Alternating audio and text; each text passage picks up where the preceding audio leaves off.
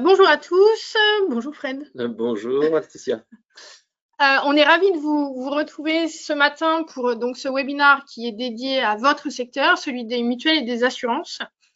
Et on va non pas jouer à Madame Irma, mais on va vous dire pourquoi est-ce que vos clients auraient tendance à vous quitter. On n'a pas lu dans le mar de café ni dans la boule de cristal, mais voilà, on a des stats à vous montrer ce matin. Alors, qui nous sommes? Alors, je vais commencer. Ouais, c'est ça. Je commence par moi. Donc, je suis Laetitia Barré. Je travaille pour une société qui s'appelle FICI, qui est éditeur de CRM, et je m'occupe du positionnement de la marque. Et j'ai le plaisir ce matin d'animer ce webinaire avec Monsieur Frédéric Canavette, enchanté. Donc, je suis responsable des projets digitaux chez Eloquent et ça m'arrive régulièrement de mettre les mains dans le cambouis sur certains projets bots chez nos clients. Voilà. Alors en fait, qu'est-ce qu'on va voir dans cette demi-heure, 45 minutes qu'on va passer ensemble? En fait, comme disait Laetitia, on a mis en place une étude en partenariat avec Opinionway, qui en fait tout simplement a essayé de deviner ou de déterminer quels étaient les leviers de la fidélité de vos clients dans le secteur des mutuelles et assurances. Alors on a été vraiment identifié trois grands types de produits, à la fois les services donc d'assurance, donc d'habitation, les services de mutuelle et également tout ce qui est assurance automoto. Donc on a essayé vraiment de couvrir les secteurs les plus larges. Pour cela, on a interrogé plus de 1000 personnes et donc on reviendra vraiment sur ce sujet-là et les chiffres qui ont été instructifs. De l'autre côté, on vous donnera également une vision croisée avec cette fois les avis de professionnels de la relation client. Donc on a interrogé une trentaine de personnes afin d'avoir vraiment une vision croisée entre ce que pensent les clients, vos clients, et ce que pensent en fait les professionnels de la relation client et voir s'il y a des dissonances. Donc l'avis des assurés et l'avis des assureurs. Exactement. Et donc à la fin de cette présentation, donc bien entendu, on vous donnera un petit plan d'action avec aussi des grandes dates où on pourra échanger ensemble, des salons où on est présent. Et si vous êtes présent aussi, on pourra même aller plus loin et échanger sur les solutions et le plan d'action qu'on vous a proposé. On finira sur un cahier passeport, comme avec les avec enfants. des exercices. Et bien entendu, à la fin de cette présentation, on se fera un plaisir de répondre à toutes vos questions. Alors, les présentations, en quelques mots, FICI. Donc, FICI, comme je vous l'ai dit en introduction, on est éditeur de CRM, on est une société européenne, notre siège est à Bruxelles. Et notre mission, c'est de permettre à toutes les organisations, que ce soit des entreprises ou des organisations publiques, de tisser des relations qui sont durables et pérennes avec leurs audiences, leur public, que ce soit des clients, des prospects, des partenaires ou autres, pour une croissance durable. En quelques chiffres, je vais me concentrer sur la France. On a 3 bureaux en France qui sont à Paris, Lyon et Toulouse. On a 1500 clients en France, groupe européen basé à Bruxelles. Et pourquoi choisir la solution FICI CRM? On a les données qui sont hébergées en France, une solution qui est totalement ouverte, ce qui est bien pratique dans le domaine de la mutuelle et l'assurance parce qu'on va pouvoir s'interconnecter avec une gestion documentaire, un tarificateur, des outils d'aide à la vente ou encore des solutions de gestion d'interaction multicanal. On propose nos solutions en SaaS ou on-prem pour ceux qui le souhaitent. Co-création encouragée, c'est-à-dire que nos clients peuvent peser sur la roadmap de notre produit, l'orienter. Et enfin, on a la particularité d'être éditeur, mais aussi intégrateur de nos propres solutions, ce qui ne nous empêche pas d'avoir des partenaires intégrateurs également. Je la fais courte. Et alors là, vous devez voir soit vos logos, soit les logos de vos pairs, voilà, de vos confrères, donc avec plusieurs noms dans le métier de la mutuelle et de l'assurance. Et j'ai vu quelques-uns d'entre vous qui étaient connectés ce matin, donc ça, voilà. Bonjour aux clients. À toi. Alors bonjour, donc si vous ne nous connaissez pas, donc Eloquent, on est aussi éditeur de logiciels, on est éditeur de solutions, de centres de contact et de voix du client, donc feedback client et feedback collaborateur. Notre objectif à nous, c'est de vous aider à gérer, améliorer les conversations et les interactions avec vos clients. Donc, ça fait plus de 20 ans qu'on existe, un petit peu comme FICI. On est présent dans 40 pays. Donc, on gère quasiment un demi-milliard d'interactions chaque année, que ce soit des emails, des conversations téléphoniques, des SMS, du chat, etc., etc. Et on gère près de 150 millions d'enquêtes de satisfaction, que ce soit avec des boutiques Orange, Bouygues Télécom Entreprises, Géodis, etc., etc. Donc on est plus de 100 collaborateurs, 120, qui sont basés à Paris et à Grenoble principalement. Voilà. Alors, si après on s'intéresse un petit peu sur notre gamme de produits, donc comme je le précisais, on a donc deux grandes activités. La première qui est l'activité de centre de contact. Et là, bien sûr, on va gérer toutes les conversations de manière omnicanale, email, chat, téléphone, SMS, etc., etc. On est aussi sur le self-care avec des chatbots et callbots, l'IA générative qui est vraiment le fait de l'année 2023 et vraiment pris en compte dans tous les produits. Et bien entendu, on va piloter la performance avec la supervision des parcours clients. Donc de l'autre côté, le second pilier, c'est l'enquête de SAT et tout ce qui est écoute collaborateur, avis client, analyse sémantique des parcours clients. Et pour cela, en fait, on peut acheter notre solution globalité ou acheter uniquement certains modules. Voilà. Et comme Laetitia, nous aussi, on a beaucoup de clients dans le domaine des mutuelles et des assurances. Vous avez quelques références là-dessus. Puis on est vraiment content d'accompagner aussi des leaders qui font avancer le marché. C'est vrai qu'on a souvent des clients qui sont sur le podium de la relation client ou qui sont élus service client de l'année, ce qui nous fait plaisir parce que quelque part, on met un petit peu notre pierre à l'édifice pour les aider à atteindre cette excellence relationnelle. Bon, maintenant qu'on s'est présenté, pourquoi on est là?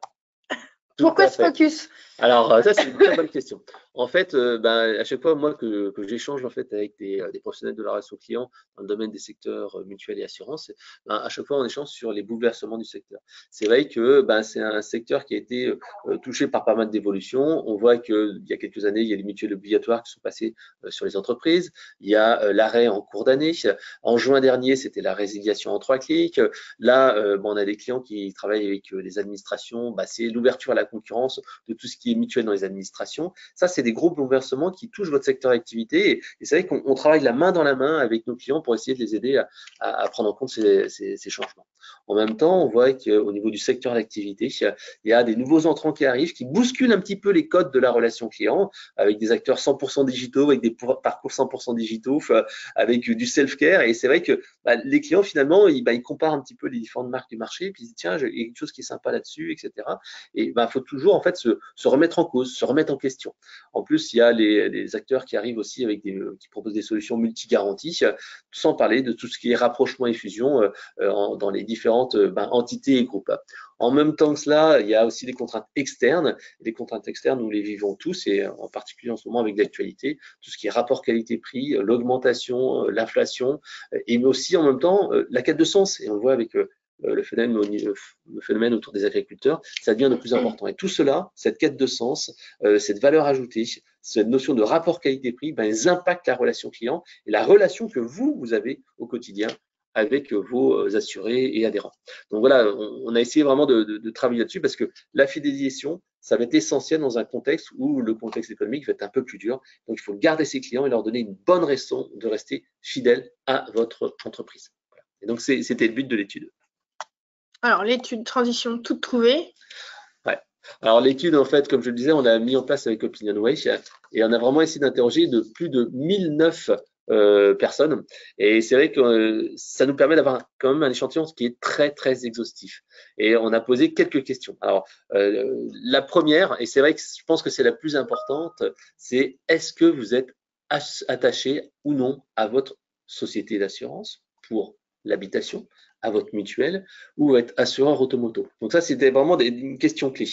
Et on va passer par le positif. La première chose, c'est de dire que la bonne nouvelle, c'est que grosso modo, vous avez environ 55% des personnes qui se disent plutôt attachées. Donc ça, c'est une bonne nouvelle. 1 sur 2 qui se dit voilà, j'ai confiance dans ma mutuelle, j'ai confiance dans ma société d'assurance. Et c'est vrai que quand on voit ici les chiffres, c'est assez intéressant. On voit ici que les personnes qui sont très attachées, grosso modo, c'est 13%. Les personnes qui sont plutôt attachées, c'est 43%. Donc on est sur des gens qui vous font plutôt confiance. Et on voit que cette confiance, elle est valable aussi bien dans le secteur de l'assurance habitation dans le secteur des mutuelles ou de l'automoto. Donc, c'est assez cohérent là-dessus. Les gens ont plutôt une bonne image de vous.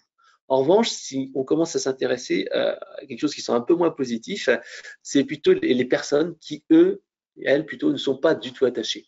On voit que ça représente à peu près 14-15% de vos clients, de vos adhérents, qui se disent, bah non, moi, je ne suis pas du tout attaché à ma société d'assurance mutuelle. Et ça, c'est un vrai problème parce que ces gens-là, en fait, ils peuvent vous quitter du jour au lendemain parce qu'on leur propose une meilleure offre, parce qu'il y a quelque chose qui est plus intéressant, parce qu'ils ont vu une publicité.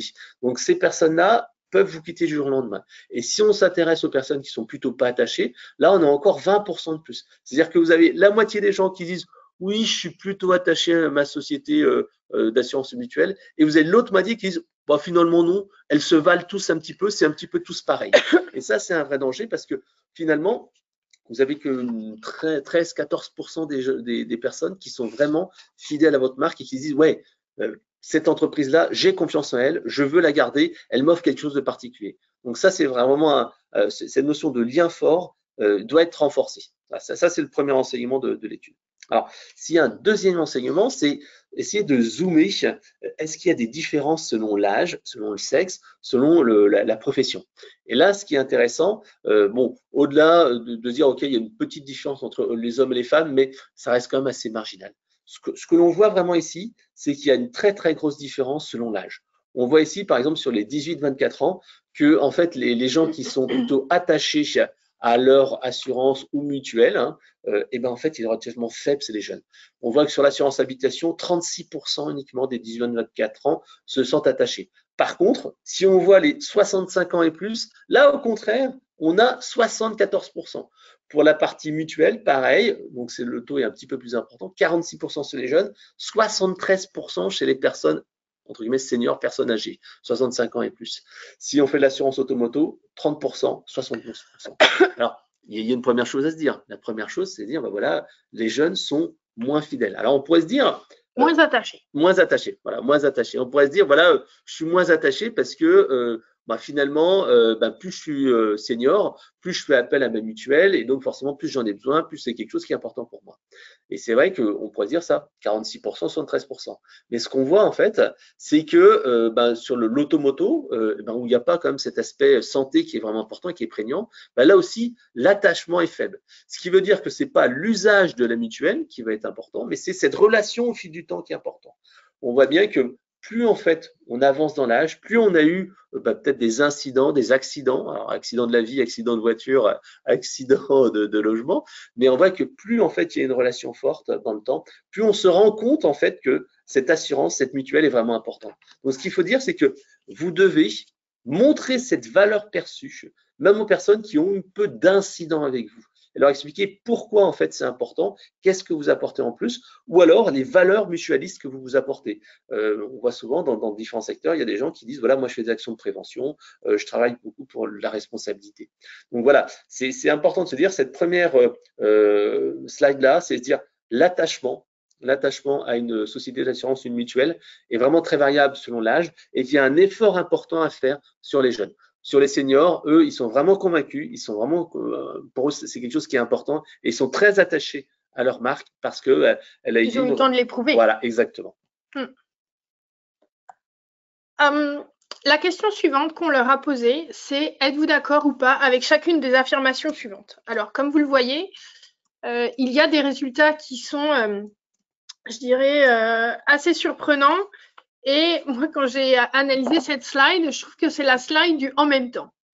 Donc, vous avez 85% des répondants, des Français, qui sont plutôt d'accord avec la phrase « Vos expériences passées avec votre assureur ont été plutôt bonnes ». Donc, ce qui est plutôt positif. Alors, je pondérerai parce qu'on a 25% qui sont tout à fait d'accord et 60% qui disent plutôt d'accord, donc qui montrent un enthousiasme un peu plus léger. Et dans le même temps, vous avez 46% d'entre eux qui disent qu'ils trouvent que leur assureur aura toujours tendance à trouver des motifs pour ne pas les indemniser correctement en cas de problème. On ne va pas rentrer dans les clichés.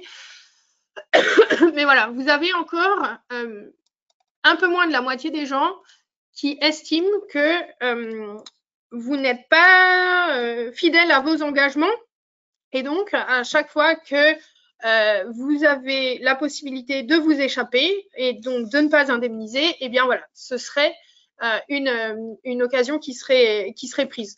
Donc il y a vraiment une question d'image à retravailler auprès de ces gens-là. On a également 85% des gens qui estiment avoir de bonnes relations avec leur assureur. Donc là, c'est plutôt rassurant pour le coup. Et en même temps, 58% qui estiment que les prestataires proposent tous plus ou moins les mêmes produits, qu'il faut choisir le moins cher et grosso modo que les prestataires sont interchangeables, disons-le. Donc là, il y a 58%, donc là on a dépassé le seuil de la moitié, donc encore une fois il y a une question d'image à aller chercher. Au niveau de la joignabilité, donc la facilité à entrer en contact avec vous, 81% estiment que leur assureur ou leur mutualiste est disponible, joignable quand ils en ont besoin. Donc ça c'est plutôt bien, c'est quelque chose qu'on regardera, on a fait le même exercice avec l'observation par tranche d'âge. C'est quelque chose que je vais pondérer dans pas très longtemps. Et enfin, vous avez envie d'être fidèle à votre assureur. Vous avez 72% des répondants qui ont cette envie-là. On va voir que quand on passe à une analyse plus granulaire, voilà, il faut faire attention. Alors normalement, j'ai une animation. Oui. Dans ce tableau, donc comme Fred l'a fait sur la question précédente, je me suis intéressée au gap entre les générations. On voit tout à l'heure que l'attachement vient avec l'âge. Il semblerait que la fidélité aussi. Vous avez 2 jeunes sur 3 qui ont envie d'être fidèles à leur assureur. 2 jeunes sur 3 seulement, donc 18-24 ans. Et le chiffre est beaucoup plus élevé quand on monte sur des tranches d'âge plus âgées, donc les 65 ans et plus. Eux sont 84% à avoir envie d'être fidèles à leur assureur. Tout à l'heure, on en a parlé. Est-ce que c'est la vie qui a fait qu'ils ont eu le temps d'éprouver leur assureur et le respect des engagements par leur assureur qui les rend plus fidèles? Certainement. Également, vous n'avez pas créé de lien particulier avec votre assureur. Alors là, on a toujours ces 20% d'écart. C'est rigolo d'ailleurs de voir ce même écart. Les jeunes, les 18-24, n'ont pas créé de lien particulier avec leur assureur. Alors, ce qui peut aussi se passer, c'est qu'à cet âge-là, les 18-24 sont couverts par l'assurance de leurs parents. Donc c'est pas qu'ils n'ont pas de lien particulier, c'est qu'ils n'ont pas de lien tout court. Mais bon, la question était vous n'avez pas de lien particulier avec votre assureur. Et donc là, il y a 8 personnes sur 10 de cette tranche d'âge-là qui estiment que c'est plutôt valable. Alors que sur les 65 ans et plus, ce chiffre-là tombe à 59%. Autre travail d'éducation à faire sur les populations jeunes, c'est que cette perception d'interchangeabilité, si je puis me permettre ce néologisme, est beaucoup plus présente sur les populations de 18-24 que sur les 65 ans et plus. Mais là encore, est-ce que c'est une méconnaissance, donc quelque chose qui vient d'eux, ou une mauvaise éducation, je ne critique pas le travail de leurs parents, mais plutôt des assureurs, de se dire, voilà, c'est notre métier, voilà comment est-ce qu'on peut vous accompagner. Tout à l'heure, Fred parlait de prévention, ça peut aussi être ça. Et alors, le grand écart, le plus grand, c'est vraiment sur la dernière question. Votre assureur trouve toujours des motifs pour ne pas vous indemniser correctement en cas de problème. Ils sont 63% dans la tranche 18-24 ans à être d'accord avec cette affirmation, alors que ce chiffre baisse très très largement pour tomber à 30% pour la tranche d'âge plus âgée. Donc voilà, on a vraiment une perception très différente au fil de l'âge, et je dirais que la perception s'améliore, c'est peut-être comme le bon vin, s'améliore avec l'âge. Donc il y a un gros travail d'éducation à faire sur les populations jeunes, mais on y reviendra un petit peu plus tard. Alors, maintenant, on va s'intéresser à une législation que vous connaissez tous. On fait un focus sur tout ce qui a trait à la résiliation. On l'a dit en introduction, la résiliation en 3 clics, c'était vraiment un changement dans votre secteur d'activité et que désormais, vous devez être en mesure de faire une résiliation en 3 clics pour les personnes qui ont souscrit des contrats en ligne. Alors, est-ce que cette législation qui est entrée en vigueur il y a plus de 6 mois a été prise en compte ou pas? Et là, on a posé la question, considérez-vous aujourd'hui qu'il est facile ou difficile de changer d'assureur?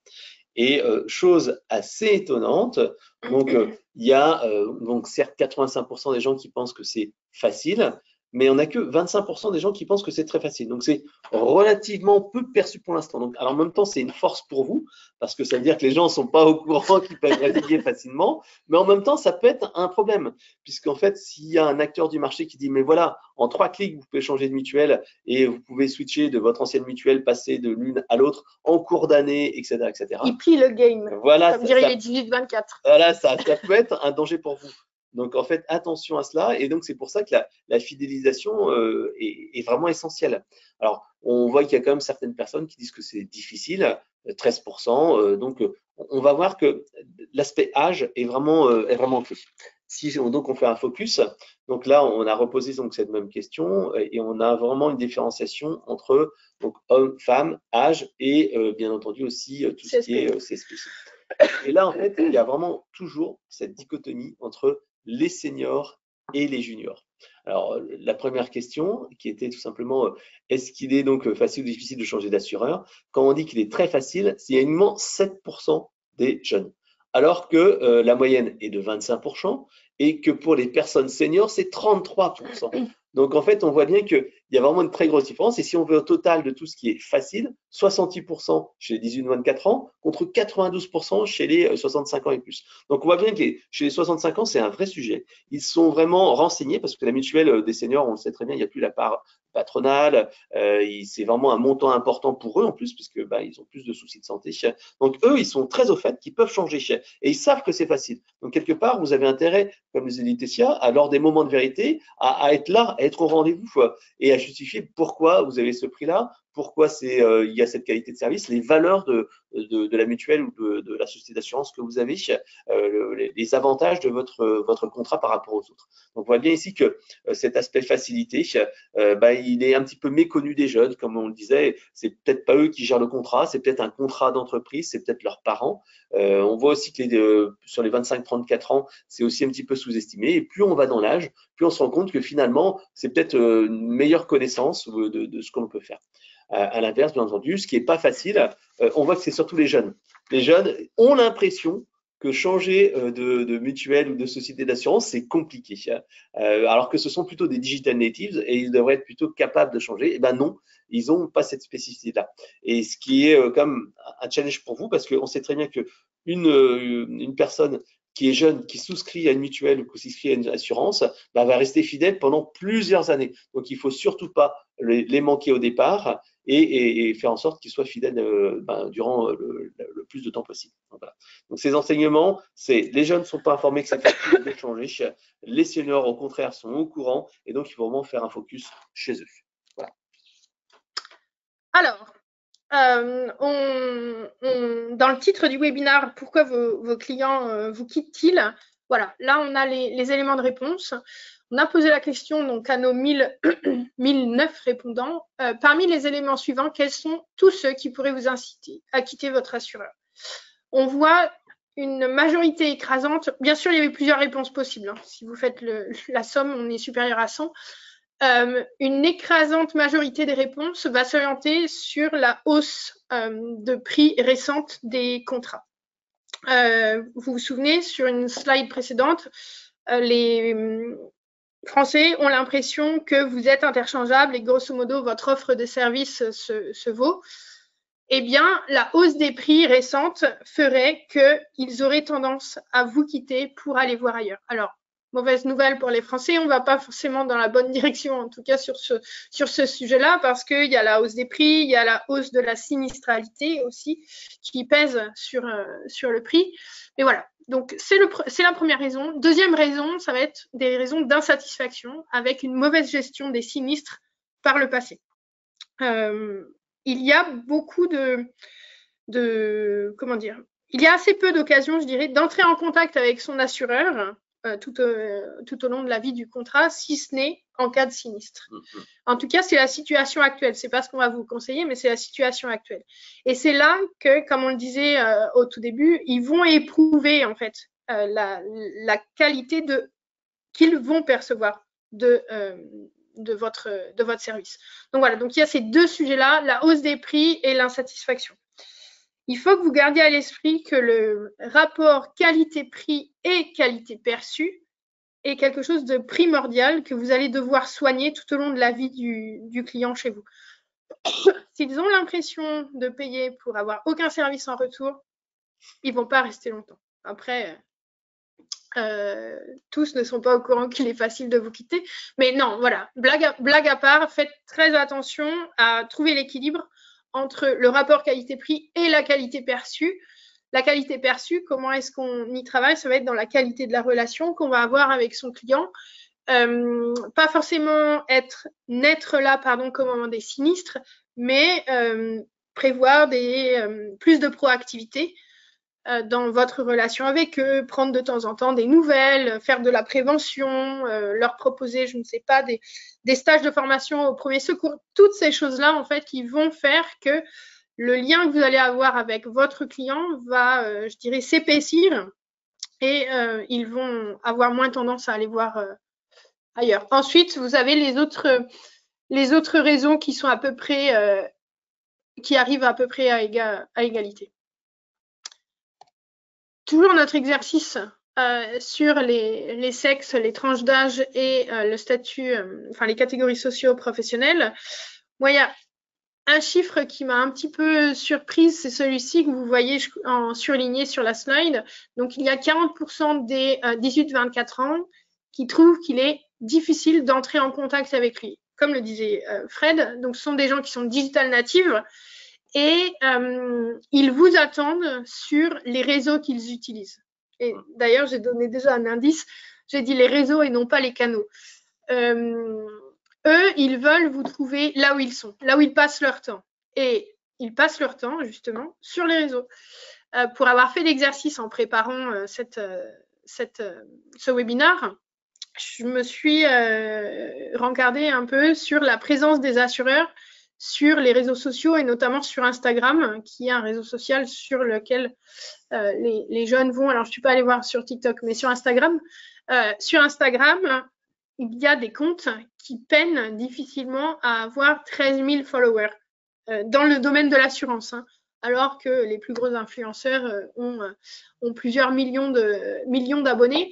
Donc peut-être que c'est là qu'il faut aller les chercher. Alors je ne dis pas qu'on va aller expliquer le contenu d'un contrat sur Instagram, ce n'est pas l'objet, mais voilà, vous pouvez vous montrer plus joignable, plus disponible, plus accessible sur ces canaux-là en allant à la rencontre des jeunes. Parce qu'encore une fois, ça n'est pas à vous d'imposer les canaux qui vous conviennent le mieux, mais plutôt à vous de proposer ou d'être présent sur tous les canaux où vos publics sont. Voilà. On va avancer parce que je crois qu'on est un petit peu, on est un petit peu à la bourre. Les relations à votre assureur. Donc là, encore une question. Parmi les situations suivantes, quelles sont toutes celles qui vous correspondent? Changer d'assureur vous semble plus facile qu'avant. On l'a vu, les gens n'ont pas forcément conscience de cette facilité-là qui leur est laissée. Vous avez changé d'assureur au cours des 5 dernières années. Finalement, il y a seulement 23% des gens qui sont dans cette situation-là, ce qui veut dire que vous devez avoir un taux d'attrition, j'allais dire de churn, d'attrition qui doit tourner autour des 5% par an, ce qui est plutôt, ce qui est plutôt bon. Donc, ce qui veut dire qu'il faut 20 ans pour renouveler toute votre base client en entier. Attention quand même, 5% c'est pas mal, mais il faut quand même s'assurer qu'il y a 5% qui rentrent, au moins 5% qui rentrent de l'autre côté en nouveaux clients. Il y a quelque chose qui est aussi intéressant sur cette slide, et là je vais passer à la dernière ligne. Alors, il y a une vision optimiste de voir les choses, c'est qu'il y a 32% des gens qui ne se sentent concernés par aucune des affirmations au-dessus. Donc, soit ils n'ont pas renégocié, soit changer d'assureur, c'est pas leur problème. En tout cas, ils ne s'y intéressent pas. Donc voilà, la version optimiste, c'est de se dire cool, il y en a 32% qui sont captifs et qui ne se posent même pas la question du départ. Attention quand même, parce que vous l'avez vu, vous êtes attendu au tournant sur le prix et peut-être que ces 32%-là se sont pas posé la question jusqu'au jour où le prix basculera ou en tout cas les fera basculer. Toujours ce gap générationnel sur la facilité de changement. Alors les 18-24 ans sont pas du tout au courant qu'il est beaucoup plus facile de quitter son assureur maintenant que précédemment. Et les 25-34, alors c'est la première fois qu'on parle d'eux dans l'étude, eux ont l'air d'être plus au courant de ce qui se passe au niveau assurance et plus attentifs à leur équipement en contrat d'assurance. Donc eux, c'est là que la différence se fait. Vous renégociez souvent vos contrats d'assurance, ce sont les 25-34 ans qui sont les plus susceptibles de changer, exactement. Ensuite, vous avez déjà renoncé à changer d'assureur car les démarches vous semblaient trop compliquées. À noter une belle performance des 65 ans et plus qui alors eux, soit une fois qu'ils ont une idée en tête, ne changent pas et même si c'est compliqué, ils vont changer d'assurance. Alors la vision optimiste de voir ça, c'est de se dire qu'ils sont très à l'aise avec les démarches et qu'ils sont en contact régulier avec leur assureur, auquel cas, le jour où ils ont envie de changer, bah, ça change rien. Enfin, ça change rien, ça va changer d'assureur, mais je veux dire, ils n'auront aucune difficulté à faire passer le message pour renoncer. Chose intéressante et assez surprenante, on a les CSP+, qui ont déjà renoncé à changer d'assureur parce que les démarches étaient trop compliquées, alors qu'on pourrait penser que ce sont des gens qui sont plutôt à l'aise avec l'outil informatique, mais voilà, c'est peut-être une question de temps et le coût aussi, si ça représente peu, forcément, c'est voilà, ouais, exactement. Alors, maintenant, on va passer au regard croisé avec les professionnels du secteur. Fini le quanti. Voilà, là, on était sur vraiment les adhérents, les clients. Là, maintenant, en fait, on va parler des professionnels et on va voir s'il y a des différences. Alors, pour cela, en fait, on a fait une étude auprès de 30 professionnels de la relation client et on leur a posé 4 questions. Quelle est la raison majeure pour vous qu'un client vous quitte? Ensuite, quelles sont les bonnes pratiques que vous avez déployées dans les 12 derniers mois qui ont un impact positif sur la fidélité de vos clients cette année? Ensuite, les 2 priorités d'investissement en expérience client pour 2024. Et enfin, que rêveriez-vous de modifier ou de faire évoluer dans votre relation client? Là, on est plus dans le rêve, donc c'est ce qu'on se projette. Alors, si on regarde en fait les chiffres dans le détail, le premier, pourquoi un client vous quitte? Donc, la bonne nouvelle pour l'instant, encore une fois, c'est que grosso modo, vous comme vos clients, vous vous dites, voilà, c'est la qualité de la relation client, le suivi. Donc, il ne faut pas manquer de rappeler les clients, de faire du suivi, du proactif, etc., etc. Par contre, la mauvaise nouvelle, c'est que il y a vraiment un décalage sur l'importance du prix. Pour vous, en fait, le rapport qualité-prix, bon, c'est 1 sur 2. Par contre, chez les clients, c'est près de 70%. Donc vraiment, pour vous, vous n'avez pas pris conscience que le facteur prix est devenu quelque chose d'essentiel et que justifier le prix, justifier la valeur, apporter une valeur supplémentaire doit être mis en avant et expliquer le pourquoi de votre offre. Le dernier point, c'est le manque de considération. Pour vous, vous dites, bah oui, on fait notre job, on fait bien les choses pour les clients, on leur envoie des communications, etc. Sauf que c'est pas le cas. 22% des clients pensent que il y a un manque de considération et que ça peut les inciter à vous quitter. Donc la qualité de la relation client, les personnes au téléphone, par email, etc. Pour vous, c'est que 4 sur 30, moins d'une dizaine de pourcents. Donc il y a vraiment un gros décalage là-dessus et il y a vraiment cet aspect miroir déformant que vous devez prendre en compte. Alors, pour vous, les bonnes pratiques, justement, pour améliorer l'expérience client, elles sont assez intéressantes. Alors, ce qu'on peut voir, c'est que ces actions sont assez diverses et variées. J'en ai listé que quelques-unes, mais en fait, c'est souvent des actions court terme qui sont mises en place, qui donnent des impacts directs.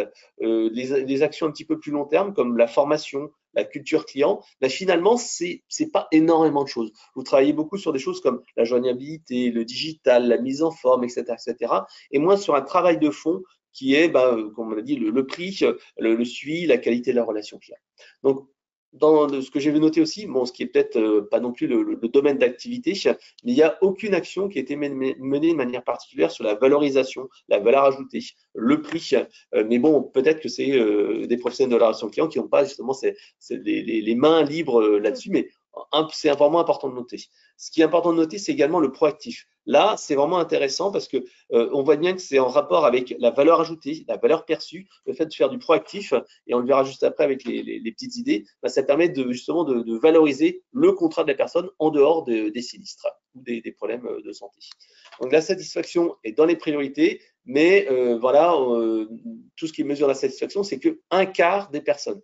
Alors, ce que je dirais, c'est que je pense qu'il y a une maturité maintenant au niveau des enquêtes de satisfaction. Si une entreprise n'est pas encore équipée d'enquêtes de satisfaction, c'est assez rare. Donc forcément, voilà, c'est plutôt les nouveaux utilisateurs d'enquêtes de SAT qui mettront ça en place, ou alors étendre le dispositif. On voit ici le digital qui est vraiment dans une de vos priorités, tout simplement pour faire appel aux demandes des jeunes générations et aux pure players, donc à continuer. L'accompagnement, l'image, le suivi, ça vous avez bien compris que c'est quelque chose qui compte. Continuez toujours à le faire. Et bien entendu, la qualité perçue avec la joignabilité, la mise en forme des documents, c'est quelque chose qui est essentiel. Si on note un petit peu les bonnes pratiques, et là j'en ai noté quelques-unes, donc j'ai bien aimé les appels sortants en multidétention, les appels de courtoisie, les appels sortants des non commerciaux pour valoriser le client, vérifier que ses contrats soient à jour, etc. Donc là, c'est vraiment cette idée de valeur perçue, de créer du lien en dehors des interactions. Des actions personnalisées auprès des clients qui ont subi des parcours difficiles, donc des mécontents, des gens qui ont des soucis. Ça, c'est bien parce que ça permet de rattraper les choses et faire en sorte que la personne vous reste fidèle. Les appels cocooning sur les populations fragiles aussi, ça, c'est très bien. Donc, on voit bien cet aspect fidélisation. De l'autre côté, je vous ai mis les choses qui sont un peu plus sur l'opérationnel. Donc, la revue des communications, les contrats, etc., l'optimisation des outils informatiques, la souscription digitale. Ça, c'est essentiel parce qu'on voit bien que les jeunes générations, elles veulent quand même que ce soit simple et elles trouvent parfois un petit peu compliqué de résilier ou de souscrire. L'automatisation aussi pour fluidifier les process sans valeur ajoutée. Si on parle maintenant aux priorités d'investissement pour 2024, et en fait, quelles sont vos priorités? Si il y a une chose qui arrive en premier, on voit bien que c'est tout ce qui est bot et automatisation. Vous avez bien compris que les jeunes générations, elles veulent que ce soit simple, que ce soit rapide, et l'intelligence artificielle fait vraiment partie de vos priorités. Donc ça, c'est les 2 tiers. On voit également le CRM, un CRM comme FICI, tout simplement, l'objectif, c'est d'avoir une bonne vision à 360 degrés, pouvoir segmenter les clients, envoyer des communications, etc., etc. Mais on mettra quand même un petit warning sur le digital. Attention à ne pas surautomatiser. Tout ce qui est digital, bot, etc., c'est bien pour les jeunes, mais attention, il faut quand même conserver le téléphone, la proximité, les agences pour plaire aux seniors ou tout simplement lorsqu'on a un problème technique. Donc, il ne faut pas faire tout digital, il faut garder le mode hybride qui permet d'avoir… Oui, c'est bien pour des demandes simples. Exactement. Le centre de contact également, on a eu les nouvelles habitudes, on a parlé des nouveaux canaux, on a parlé de la réactivité, la proactivité, la joignabilité. La voix du client, donc encore une fois, la voix du client, uniquement 1/6, 1 sur 6 en fait des personnes, mais ça se comprend, la plupart des entreprises sont équipées, donc en fait c'est moins une priorité parce que c'est déjà mis en place. Ce qu'on voit par contre, c'est des nouveaux canaux, c'est écouter la voix du client en omnicanal sur le chat, intégrer tout dans les outils d'IA pour analyser les chats, les emails, etc., etc. Donc la refonte des offres, là par contre, on voit une fois que la refonte des offres fait partie de vos priorités, la valeur perçue, voilà. Mais attention à l'augmentation des flux. Méfiez-vous. Voilà. Alors, quelques idées. Donc, sensibilisation des salariés à la culture client, ça c'est important. Pensée client, les interactions avec les clients, la refonte des enquêtes de satisfaction, ça c'est des choses qui comptent. L'enrichissement des offres de services, l'étude du canal vidéo. Nous on le voit, la vidéo quand c'est intégré au centre de contact, c'est vraiment un effet waouh pour l'indemnisation, pour du relationnel, etc., etc. On crée vraiment du lien et c'est de la technologie, certes, qui est un peu plus techno, ok, c'est des nouveaux canaux, mais ça crée de l'humain, ça crée de la relation. Donc nous, on voit que la vidéo permet donc de vendre plus, de traiter plus vite les informations. Le self-care optimisé, là, hier soir, je discutais avec une entreprise d'assurance qui nous disait, bon, voilà, on a mis en place un paiement qui se fait en quelques secondes au lieu de quelques jours, et ça agit fortement sur la satisfaction des clients. Donc, revoir les process et les bots, bien sûr, pour faire du self-care. Fais-nous rêver. Ouais, alors, qu'est-ce que vous rêveriez de faire? Donc, on voit bien que ce que vous rêvez de faire, c'est un petit peu différent de ce que vous faites. Donc, les idées, c'est un peu plus, un peu plus, comment dire, flou. Autant sur les plans d'action, vous savez ce qu'il faut faire, mais si on dit qu'est-ce que vous rêveriez de faire, bah, il n'y a pas vraiment de consensus qui se dit, ouais, c'est ça qu'il faut vraiment mettre en avant. On voit bien que c'est optimiser le CRM, un bon CRM, des outils, etc., etc., travailler sur les canaux de communication, les bots, mais on voit bien que vous n'êtes pas tout à fait convaincu sur le tout digital. Vous savez qu'il faut de l'humain, la culture client, l'efficacité des collaborateurs, plus de monde. Donc on voit bien que vous êtes persuadé qu'il faut faire des choses sur le digital, mais quelque part, l'humain reste quand même essentiel. Et si on remonte dans les bonnes pratiques, hein, et quelques rêves, c'est par exemple des bonus pour la fidélisation, la personnalisation des communications, l'impact du produit, la prise en compte des intérêts de l'adhérent dans les décisions, que la direction prenne conscience de la relation client, créer une vraie culture de la relation client, la fameuse vision 360 degrés dans le CRM, les bots qui répondent aux demandes simples pour laisser de conseiller sur les demandes à valeur ajoutée, faire de l'appel proactif, de l'appel sortant, rajouter d'autres canaux comme WhatsApp, comme tu le disais, avec les canaux de communication, et améliorer l'espace client pour le self-care. Donc, on voit qu'il y a vraiment ces demandes-là qui arrivent, là, si on peut rêver. Alors, si on peut justement passer dans l'opérationnel. Continuons de rêver. Non, on vous a fait un résumé de ce qui était présent dans les livres blancs ce matin. Donc voilà, vous le voyez, il est sur votre gauche. Si donc Fred l'a dit, on vous enverra un email suite à cet événement. Voilà, remplissez l'enquête de satisfaction s'il vous plaît, parce que nous aussi on est équipés en enquête de satisfaction. Et en remplissant l'enquête de satisfaction, vous recevrez le livre blanc avec grand plaisir. Sur la droite, vous le voyez, on a fait un événement où on avait plein de professionnels de la relation client dans votre domaine qui étaient réunis et chacun donne des tuyaux, des partages d'expérience sur comment est-ce que eux taclent les velléités de départ chez leurs clients. Donc, il y en a qui passent par la formation émotionnelle pour leur conseiller, d'autres qui mettent en place des bots, mais avec parcimonie pour vraiment optimiser cet usage-là ou encore multiplier les occasions de contact. Donc, vous verrez toutes ces vidéos sur la chaîne YouTube dont vous avez le lien juste en dessous.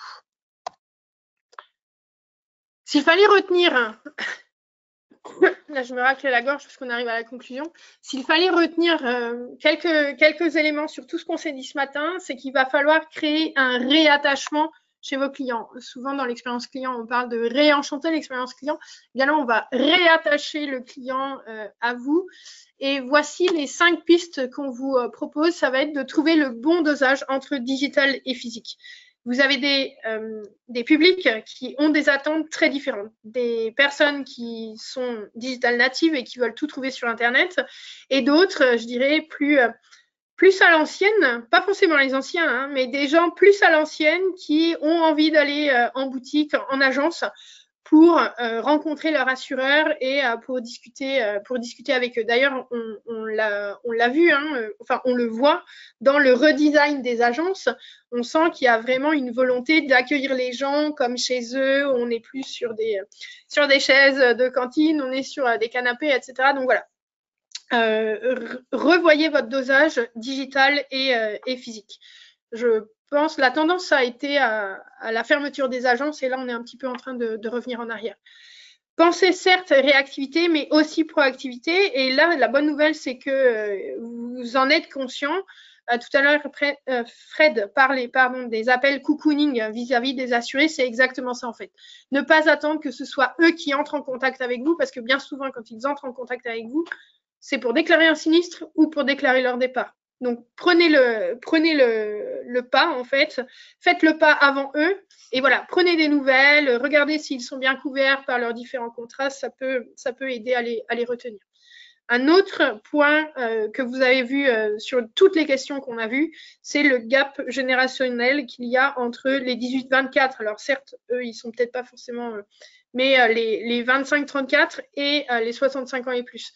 Vous avez un gros travail à faire sur l'éducation de ces populations. Quand je dis éducation, ça va être leur expliquer en quoi avoir un assureur, c'est important, leur expliquer ce qui est couvert par leur contrat dans des mots clairs et intelligibles, donc pas un jargon.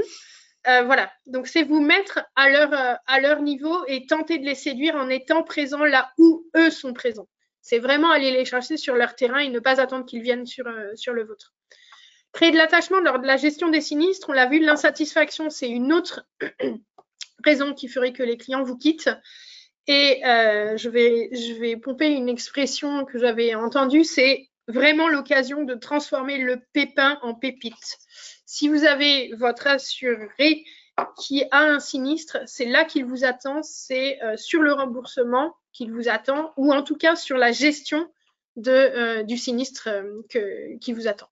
Et enfin, dernier point, on l'a vu, c'est le point, la raison principale de départ, ça va être l'augmentation des prix. Donc, il va falloir travailler sur la valeur perçue et le rapport qualité-prix. La valeur perçue, ça va être tous les services annexes. On ne parle pas de sinistre, tous les services annexes qui vont faire que votre assuré va se dire « Ah oui, j'allais dire mon assureur il assure », c'est hyper bateau, mais c'est vraiment ça en fait, c'est de se dire ah oui c'est quelqu'un de bien, il répond présent quand j'en ai besoin, voilà, il est entré dans ma vie en fait.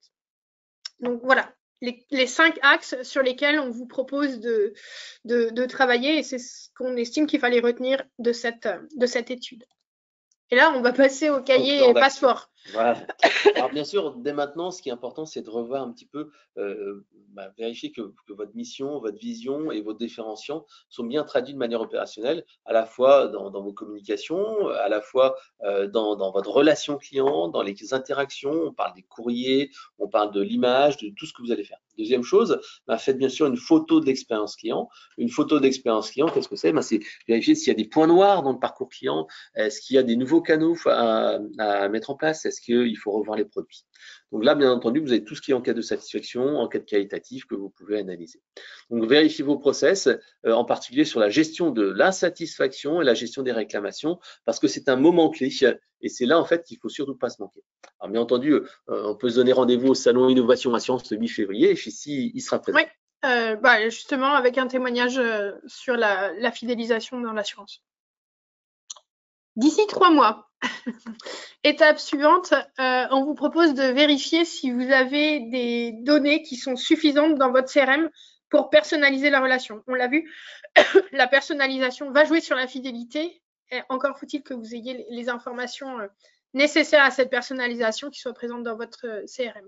Vous pouvez également faire un audit des performances de votre centre de contact pour, on en a parlé, revoir le dosage, automatisation humain et concentrer l'humain sur des tâches à forte valeur ajoutée et limiter l'automatisation à des questions banales du genre l'envoi de ma carte de mutuelle ou je ne sais quoi. Rééquilibrer votre image sur le web avec les avis clients.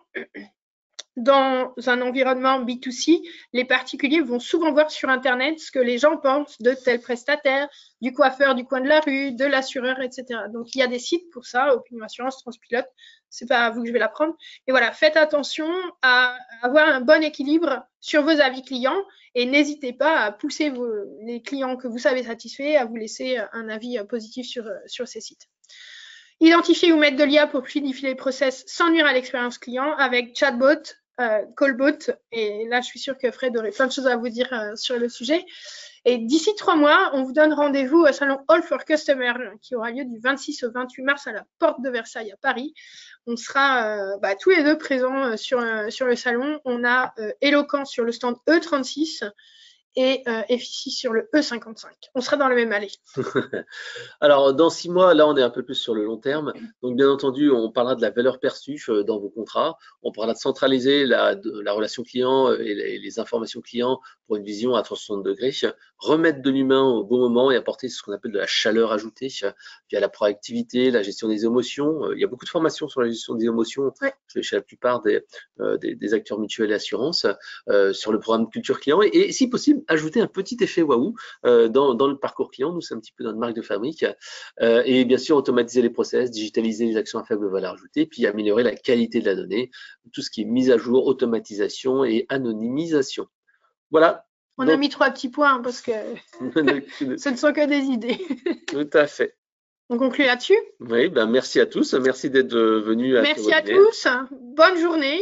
Et puis, on vous envoie donc l'email post-événement avec l'enquête. Répondez bien à l'enquête et vous recevrez le livre blanc. Et on vous dit à très bientôt sur un des événements qu'on vous a cités. Et bon courage pour le plan d'action, parce que là, on a chargé. Allez, bon courage à vous. Au revoir. Au revoir.